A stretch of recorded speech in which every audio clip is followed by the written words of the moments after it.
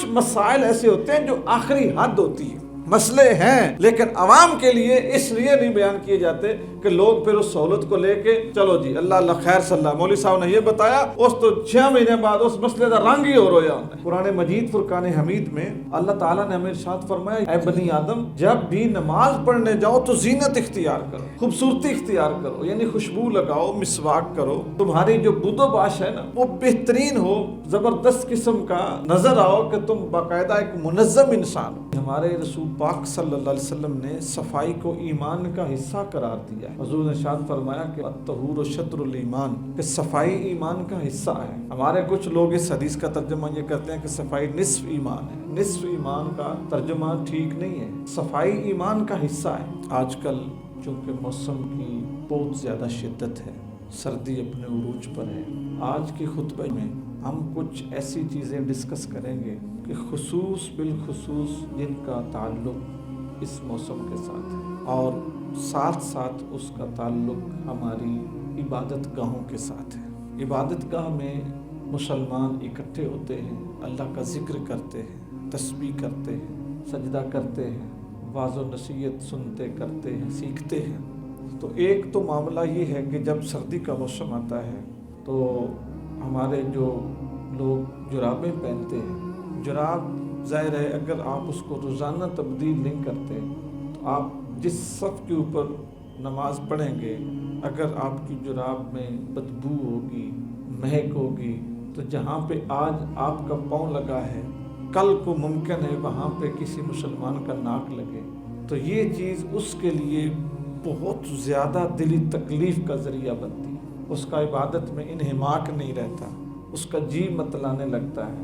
صفائی تو ایسا وصف ہے جو مسلمانوں کے ساتھ بہت زیادہ خاص ہے، یعنی ہمارے رسول پاک صلی اللہ علیہ وسلم نے صفائی کو ایمان کا حصہ قرار دیا ہے۔ حضور نے ارشاد فرمایا کہ الطہور شطر الایمان، کہ صفائی ایمان کا حصہ ہے۔ ہمارے کچھ لوگ اس حدیث کا ترجمہ یہ کرتے ہیں کہ صفائی نصف ایمان ہے۔ نصف ایمان کا ترجمہ ٹھیک نہیں ہے، صفائی ایمان کا حصہ ہے، یعنی جو مومن ہوگا وہ ستھرا ہوگا، صاف ہوگا، ہر طرح کی صفائی، معاملات کی بھی اور اپنے جسم کی بھی، یعنی ناخن بھی کٹے ہوں، اس کے بال ہوں تو بنی ہوں، کپڑے ہوں تو ستھرے ہوں، ٹھیک ہے۔ اسی طرح غسل ہے، جمعہ کے دن غسل کرنا سنت ہے۔ اسی طرح مسواک ہے یا برش ہے وہ کیا ہو، یعنی اس کے منہ سے بھی کوئی ایسی مہک نہ آئے کہ جس سے نمازی تنگ ہو۔ تو بالخصوص جو چیز ہے وہ جرابوں کی تبدیلی ہے، کیونکہ سردی میں ہر شخص نے اپنے آپ کو گرم رکھنا ہے اور یہی بہترین طریقہ بھی ہے صحت مند رہنے کا کہ انسان گرم کپڑے استعمال کرے، نہ کہ وہ ہیٹر چلائے یا گیس کا استعمال ہے اس کو اس طرح بڑھا دے کہ لوگوں کے گھر میں کھانا بنانے کے لیے، پکانے کے لیے نہ ملے اور وہ مشین لگا کے اپنا ہیٹر چلانے کے لیے گیس کو کھینچتا رہے۔ اسی طرح بجلی کا بھی اگر آپ ہیٹر چلائیں گے تو بہت مہنگی بجلی ہے، بہت زیادہ، یعنی افورڈ ہی نہیں ہوگی۔ تو بہترین طریقہ یہ ہے کہ گرم کپڑے پہنے جائیں۔ ان میں سے ایک طریقہ یہ بھی ہے کہ جراب کو استعمال کیا جائے۔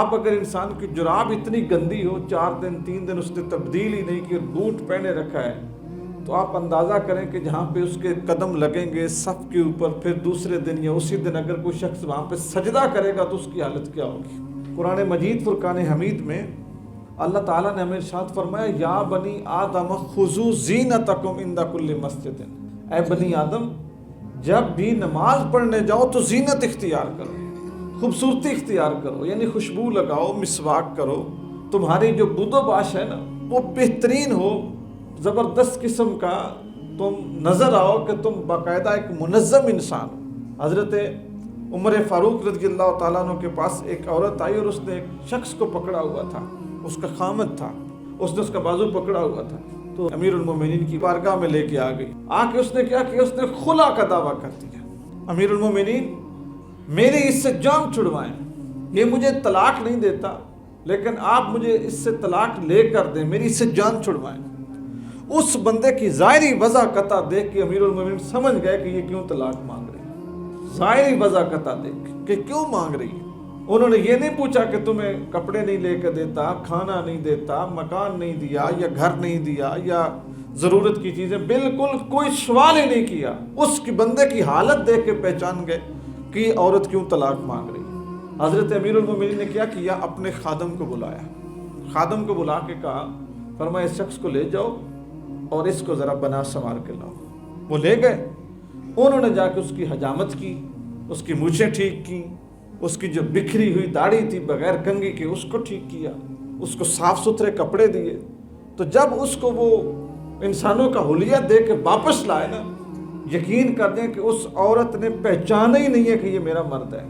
حضرت امیر المومنین نے اس مرد کی طرف اشارہ کر کے اس عورت سے پوچھا کہ کیا اس کے ساتھ تمہارا نکاح کر دوں؟ تو اس عورت نے کہا ہاں کر دیں. تو جب پھر اس نے دھیان سے دیکھا تو اس کا وہی خامد تھا, تو اس کو دیکھ کے وہ مسکرانے لگی. تو حضرت امیر المومنین نے اس کے ساتھ اسے رخصت کر دیا, اور بعد میں دوستوں سے کہا جو بیٹھے ہوئے تھے, فرمایا اگر تم پسند کرتے ہو نا کہ تمہاری عورتیں تمہارے لیے آراستہ رہیں, پیراستہ رہیں, تمہیں خوبصورت لگیں, تو اسی طرح عورتیں بھی صاف ستھرے مردوں کو پسند کرتی. بات کرنے کا مقصد یہ ہے کہ جو صفائی ہے نا, یہ بنیادی چیز ہے. جسم صاف ہونا چاہیے, لباس صاف ہونا چاہیے, تو اسی طرح ہماری عبادت گاہ اس کو صاف ہونا چاہیے. اس سے بعد پھر اگلی چیز یہ ہے کہ جو سردیوں کا موسم آتا ہے نا, سردیوں کے موسم میں رسول اللہ صلی اللہ علیہ وسلم نے ہمیں ایک خاص اجازت دی ہوئی ہے موزے استعمال کرنے کی پاؤں کے اوپر. اور اس موزے کے استعمال کا مزہ اور لطف یہ ہے کہ اگر آپ وہ موزہ استعمال کرتے ہیں تو آپ کے لیے سہولت یہ ہے کہ آپ پورا ایک دن 24 گھنٹے وضو ٹوٹنے کے بعد سے 24 گھنٹے تک آپ وہ موزے اتارے بغیر ان کے اوپر مسح کر کے باقی جسم کا وضو کر کے آپ نماز پڑھ سکتے ہیں. سہولت کس لیے کہ ٹھنڈ نہ لگے. جو سردی ہے نا, اس کی وجہ سے پانی کا زیادہ پاؤں پہ لگنے کی وجہ سے جو پاؤں کی انگلیاں ہیں نا, ان میں کوئی زخم یا کوئی تکلیف نہ بنے, مشقت کم ہو جائے. موزوں کے اوپر مسح کرنے کی اجازت ہے. جب حضور اقدس صلی اللہ علیہ وآلہ وسلم نے پہلی مرتبہ موزوں پہ مسح کیا تو حضور کے ایک صحابی حضرت مغیرہ حضور کے ساتھ تھے, موزے حضور نے پہنے ہوئے تھے, تو حضور نے موزوں کے اوپر مسح کیا. حضرت مغیرہ نے دیکھا تو عرض کی یا رسول اللہ صلی اللہ علیہ وسلم, کیا آپ بھول گئے, آپ کو یاد ہی نہیں رہا کہ یہ اتار کے میں نے پاؤں دھونے ہیں؟ نبی کریم صلی اللہ علیہ وسلم نے فرمایا کہ نہیں, میں نہیں بھولا مغیرہ, میں نہیں بھولا, تو بھولا ہے. میرے رب نے مجھے موزوں کے اوپر مسح کرنے کی اجازت دی.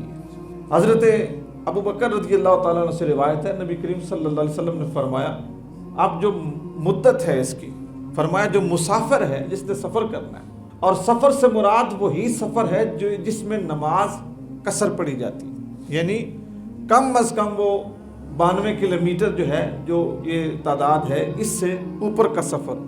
وہ جو مسافر ہے 3 دن اسے اجازت ہے کہ اگر اس نے اس سفر پہ جانا اور لمبے سفر پہ نماز قصر پڑھنی ہو تو 3 دن وہ اپنے موزوں کے اوپر مسح کر سکتا ہے. اور اگر گھر میں رہنا ہے تو پھر 1 دن. پھر کتنے دن؟ 1 دن.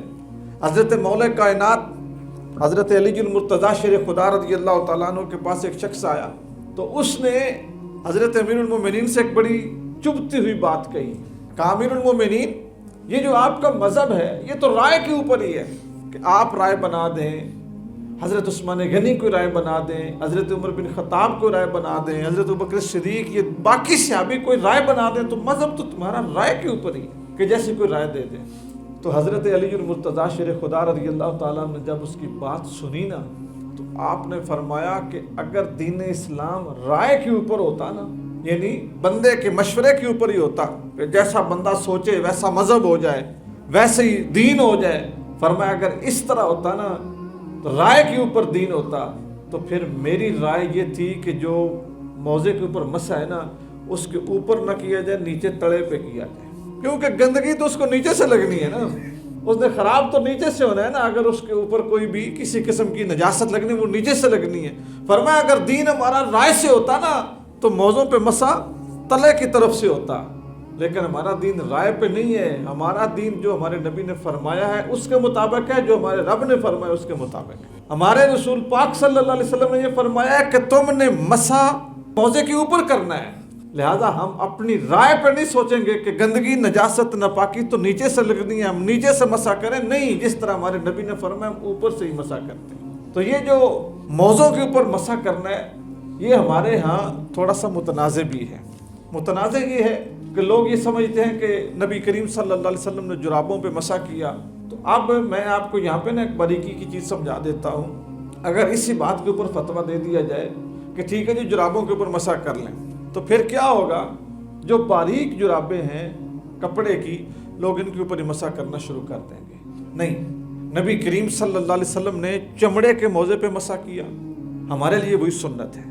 زیادہ سے زیادہ اس میں یہ ہو سکتا ہے کہ موزہ کسی ایسی چیز کا بنا ہو جو اگر چمڑا نہیں بھی ہے تو کم از کم ریکسین ہو، کوئی اتنا موٹا ہو کہ اس کے اندر جو پانی کی ٹھنڈک ہے نا وہ محسوس نہ ہو.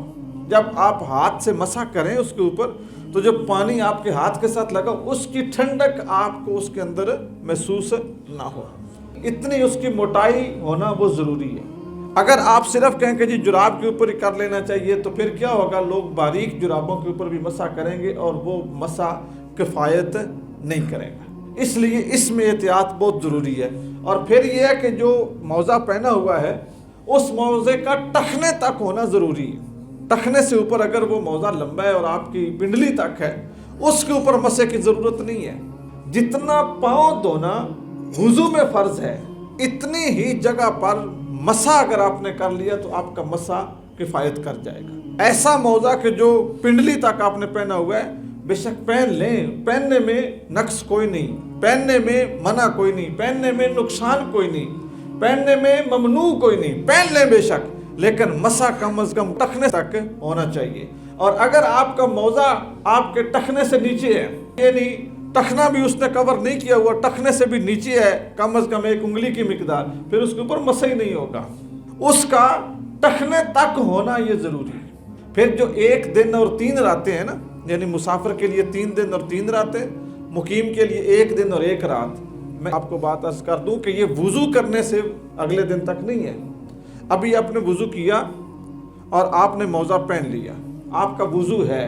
عصر کی نماز ٹائم آپ کا وضو ٹوٹا یا مغرب کی نماز ٹائم آپ کا وضو ٹوٹا، پھر آپ نے وضو کیا. اب وہ جو اس وقت آپ اس کے اوپر مسح کریں گے نا وہ مسح 1 دن اور 1 رات شمار ہوگا، یعنی اگلے دن کی نماز عصر تک یا اگلے دن کی نماز مغرب تک. یہ نہیں ہوگا کہ جس وقت آپ نے پہنا اس وقت سے شروع ہوگا، نہیں، وضو ٹوٹتے ہوئے اس کی عمر شروع ہوگی اور پھر 24 گھنٹے 1 دن اور 1 رات، اور اگر آپ مسافر ہیں تو پھر 3 دن اور 3 راتیں. حضرت امام اعظم ابو حنیفہ، ہم ان کی فقہ کے مقلد ہیں اور ہم ان کو اپنا رہنما سمجھتے ہیں. آپ سے پوچھا گیا کہ حضرت یہ جو مسح علی الخفین ہے یہ کیا ہے؟ تو حضرت صاحب نے، امام اعظم ابو حنیفہ نے بڑی زبردست ایک بات ارشاد فرمائی. آپ نے فرمایا کہ جو مسح موضوع کے اوپر مسح کرنا ہے نا یہ اہل سنت کی پہچان ہے. پھر 3 چیزیں ارشاد فرمائی. فرمایا تفضیل الشیخین، حب الختنین و مسح علی الخفین. حضرت ابو بکر صدیق، حضرت عمر بن خطاب، ان کی تفضیلیت یعنی ان کو افضل ماننا. حب الختنین، حضرت عثمان غنی اور حضرت علی المرتضیٰ، ان سے محبت کرنا. اور خفین موضوع کے اوپر مسح کرنا یہ اہل سنت کی پہچان ہے. کیونکہ اس وقت آپ کا جو دارالخلافہ تھا یا آپ جہاں پہ بیٹھتے تھے وہ تھا کوفہ، اور کوفہ میں رافضیت بہت زیادہ تھی. یعنی وہ لوگ جو حضرت ابوبکر صدیق کی خلافت کو نہیں مانتے تھے، حضرت عمر بن خطاب کی خلافت کو نہیں مانتے تھے، ان کی کثرت تھی. پہلے تو مطلب ہے انہوں نے وہ سارا جو معاملہ تھا خود بگاڑا.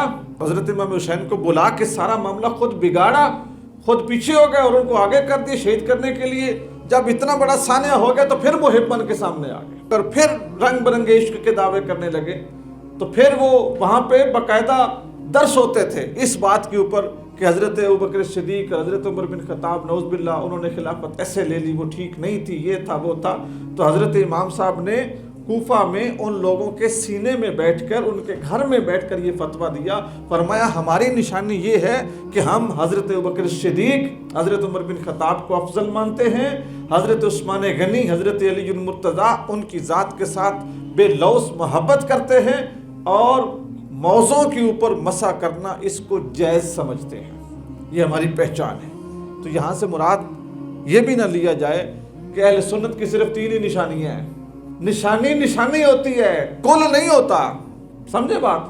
مسجد ہے نا، مسجد کی نشانی ہوتی ہے محراب، مسجد کی نشانی ہوتی ہے مینار، مسجد کی نشانی ہوتی ہے وضو خانہ، یا مسجد کی نشانی ہوتی ہے اذان والا کمرہ، سپیکر، حجرہ، ٹھیک ہے، یہ مسجد کی نشانیاں ہیں، لیکن یہ کل مسجد نہیں ہوتی کہ کہیں پہ صرف محراب بنا ہوا اور آپ کہیں کہ یہ مسجد ہے، کہیں پہ سپیکر پڑا ہو اور آپ کہیں یہ مسجد ہے، کہیں پہ وضو کے لیے جگہ بنی ہوئی ہو تو آپ کہیں گے نہیں تو یہ مسجد ہے۔ نہیں، نشانی نشانی ہوتی ہے، نشانی کل نہیں ہوتا۔ اسی طرح یہ اہل سنت کی 3 نشانیاں ہیں۔ یہ سارا عقیدہ اہل سنت نہیں ہے کہ بندہ کہہ کے جی بس جی میں تو اس لیے سنی ہوں کہ میں موضوع پہ مسح کرتا ہوں، میں تو جو اس لیے سنی ہوں کہ میں حضرت ابوبکر صدیق اور حضرت عمر بن خطاب کو افضل مانتا ہوں، میں تو اس لیے سنی ہوں کہ میں حضرت عثمان غنی اور حضرت مولا کائنات کے ساتھ محبت کرتا ہوں۔ یہ نشانیاں ہیں، کل نہیں ہے، ٹھیک ہے۔ اس چیز کو سمجھنا بھی بہت ضروری ہے۔ پھر یہ جو مسح کیا جاتا ہے نا خفین یعنی موزوں کا، اس میں جس طرح وضو میں 4 فرض ہے نا، اس طرح اس میں 2 چیزیں فرض ہیں، یہ بات بھی ذہن میں رکھیں۔ یعنی 2 چیزیں فرض ہیں۔ پہلی ایک چیز یہ ہے کہ موزہ جو ہے اس کے اوپر مسح ہاتھ کی کم از کم جو 3 انگلیاں ہیں نا، ان کی مقدار مسح ہونا چاہیے۔ اور ابھی میں نے ہاتھ کھینچا تو آپ کو ایک بات اور عرض کر دوں کہ یہ سنت عمل یہ ہے کہ ایسے آپ کا پاؤں ہے نا تو ایسے آپ مسح کھینچ کے اوپر کی طرف لائیں، یہ سنت عمل ہے، ٹھیک ہے۔ اور حضور کی ایک ایک سنت سے پیار کرنا حضور کے عاشق کا شیوا ہے۔ دوسرا اس میں فرض یہ ہے کہ جو مسح ہے وہ موزے کی پیٹھ پر ہونا چاہیے، یعنی اس کے اوپر کی طرف، اس کی پیٹھ اوپر کو ہے، ٹھیک ہے، پیٹھ کے اوپر، نیچے تلوے پہ نہیں، پیٹھ کے اوپر مسح کرنا، اور کم از کم 3 انگلیاں۔ اگر ان میں سے ایک بھی رہ گیا تو پھر کیا ہوگا؟ پھر آپ کا مسح نہیں ہوگا، یعنی پیٹھ کے اوپر کرنا اور کم از کم 3 انگلیوں کی مقدار کرنا۔ اب ایک بندہ، میں ایک مثال دیتا ہوں، ایک بندہ یہ کہتا ہے نہیں جی وہ میں نے مسح تو کیا تھا، میں نے پنڈلی سے نیچے کی طرف کھینچا، میں نے اس طرح کھینچنے کی بجائے اوپر سے نیچے لے گیا، یا اس طرح کھینچنے کی بجائے میں نے ایسے کر کے مسح کر لیا۔ کچھ لوگ ہوتے ہیں نا وہ حجتیں نکالتے ہیں، وہ جی میں نے ایسے کیا، پانی تو اوپر لگ نہیں گیا، جی مسح ہوا کہ نہیں ہوا؟ تو بات سنیں، مسح ہو گیا لیکن ہوا سنت کے خلاف۔ آپ کے اوپر اگر غسل فرض ہے نا تو اس کا سنت طریقہ تو یہ ہے نا کہ آپ پہلے ہاتھ دھوئیں، کلی کریں، ناک میں پانی ڈالیں اور اس کے بعد پورے جسم کے اوپر پانی بہائیں، یعنی کوئی آپ کا بال خالی نہ رہے۔ اصل سنت عمل تو یہ ہے۔ لیکن اگر آپ کیا کرتے ہیں، آپ نے ٹوٹی کھولی، شاور کھولا اور نیچے کھڑے ہو گئے اور سارا پانی پہلے ہی آپ کے اوپر گرنے لگ گیا، اب پانی گر رہا ہے اور آپ پھر وہ پانی لے کے کلی بھی کر رہے ہیں، پانی لے کے آپ ناک بھی صاف کر رہے ہیں، پانی لے کے آپ ہاتھ بھی دھو رہے ہیں اور سارا جسم ایک دم بھی سارا کچھ کر رہے ہیں، غسل تو آپ کا پھر بھی ہو گیا، غسل آپ کا پھر بھی ہو گیا، لیکن ہوا سنت کے خلاف۔ آپ نے سنت طریقہ نہیں اپنایا، ہو گیا ہے، یعنی آپ کا جسم پاک ہے۔ اسی طرح موزوں کے اوپر بھی یہ مسح اس صورت میں ہو جائے گا، لیکن ہوگا سنت کے خلاف۔ میں یہاں پہ آپ کو اعلیٰ حضرت امام الشاہ احمد رضا بریلوی رحمۃ اللہ علیہ آپ کی ایک تحقیق عرض کیے دیتا ہوں۔ بسا اوقات ممکن ہے آپ کے پاس موزے نہ ہو اور آپ کے پاس جراب ہو۔ اعلیٰ حضرت رحمۃ اللہ علیہ نے لکھا ہے کہ اگر آپ جرابوں پہ مسح کرنا چاہتے ہیں نا تو پھر ایک انہوں نے طریقہ بنایا۔ وہ طریقہ یہ ہے، وہ فرماتے ہیں کہ پہلی بات یہ کہ جراب اتنی موٹی ہو کہ اس کی جو پانی کی رساؤ ہے، پانی کی جو ٹھنڈک ہے وہ تمہارے پاؤں پہ محسوس نہ ہو۔ دوسری چیز، اگر اس جراب کو کھڑا کیا جائے، یعنی جرابیں جب بندہ پہنتا ہے تو عموماً پنڈلیوں کی طرف بھی آتی ہیں، فرماتے ہیں اتنے موٹے کپڑے کی ہو، اگر سر پر جراب پہ ہی کرنا ہے۔ مجھ سے اگر آپ پوچھیں گے نا تو میں احتیاطاً یہ کہوں گا کہ جراب پہ نہ کریں۔ کیوں؟ اس لیے کہ جب بھی سہولت کے دروازے کھولے جاتے ہیں نا تو لوگ اس سہولت کے بڑے بڑے عجیب فائدے اٹھا لیتے ہیں۔ میں آپ کو ایک بات عرض کر دیتا ہوں اپنی، ہم جب فقہ پڑھتے تھے نا تو ہماری فقہ کی ایک کتاب تھی نور العزا، ہمارے استاد ہمیں پڑھا رہے تھے، تو اس میں استنجے کے بابت چیزیں لکھی ہوئی تھیں، پڑھ رہے تھے ہم استنجا۔ تو استنجا 2 چیزوں سے ہوتا ہے، یہ بھی سن لیں، استنجا صرف پانی سے نہیں ہوتا، پتھر سے بھی ہوتا ہے، یعنی وٹا، عربی میں اس کو پتھر استعمال کیا گیا، بولا گیا، لیکن اس سے مراد کیا ہے؟ مٹی کا ڈھیلا۔ تو مٹی کے ڈھیلے سے بھی اگر آپ صحیح پاکی کر لیں نا، اپنا صحیح پاکی کر لیں تو اس کے بعد پانی سے ضرورت نہیں ہے، یہ شرعی مسئلہ یہ ہے۔ لیکن میں آپ کو بھی یہ کہہ دوں گا کہ آپ نے ایسا کرنا نہیں ہے، مسئلہ بتا رہا ہوں کہ مسئلہ اس طرح ہے، لیکن آپ کو یہ کہوں گا کہ آپ نے ایسے کرنا نہیں ہے، کیونکہ آپ پھر اس میں پوری سختی سے یا پورے اچھے انداز میں کریں گے نہیں، جس وجہ سے ناپاکی رہنے کا خطرہ ہے۔ ہم پڑھ رہے تھے مسئلہ کہ ایسے ڈھیلے استعمال کرنے ہیں جس وقت ناپاکی ساری ختم ہو جائے تو اس کے بعد پانی کی ضرورت نہیں ہے. اور پھر استنجے کے جو درجے تھے ان میں پہلا درجہ یہ ہے کہ ڈھیلے سے کیا جائے, دوسرا درجہ یہ ہے کہ صرف پانی سے کیا جائے, تیسرا درجہ یہ ہے کہ پہلے ڈھیلے سے کیا جائے اور پھر پانی سے کیا جائے. آپ نے کئی مسجدوں میں دیکھا ہوگا, مسجدوں کے غسل میں مٹی کے ڈھیلے پڑے ہوتے تھے. وہ کیا تھا؟ وہ علماء بیان کرتے تھے کہ افضل ترین استنجا یہ ہے کہ پہلے مٹی کے ڈھیلے سے ناپاکی کو صاف کیا جائے پھر پانی سے دھویا جائے. یہ افضل استنجا ہے. 3 کیٹیگری ہیں اس کی. اچھا, ہمارے استاد ہمیں پڑھا رہے تھے تو جب انہوں نے یہ پڑھایا نا کہ مٹی کا جو ڈھیلا ہے اس کے ساتھ استنجا کر لیں تو ہو جاتا ہے. ہم پڑھ رہے تھے, منہ دھیان ہم بیٹھے ہوئے تھے, سب سے پہلے نمبر پہ میں بیٹھا ہوا تھا, بڑے دماغ سے پڑھ رہے تھے, کتاب ہاتھ میں, دڑال سوٹی پڑی میرے اس گوڈے کے اوپر. میں نے کہا پتہ نہیں کیا ہو گیا ہے, تو وہ میری طرف دیکھ کے مسکرا رہے تھے, چھوٹی مار کے مسکرا رہے تھے. میں نے دیکھا, میں نے بشاڑا اے مسئلہ دینا پڑھنے واسطے, دسنے واسطے نہیں.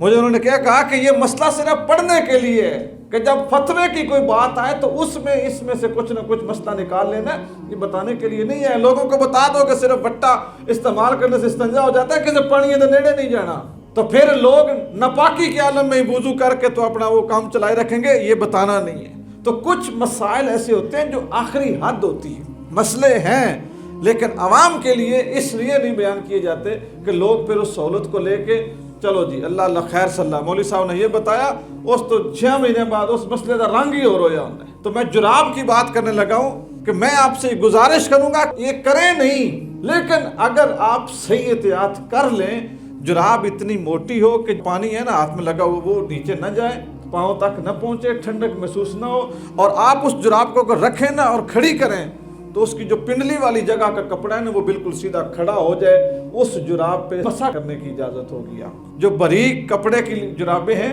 وہ موزے کے حکم میں نہیں آتی.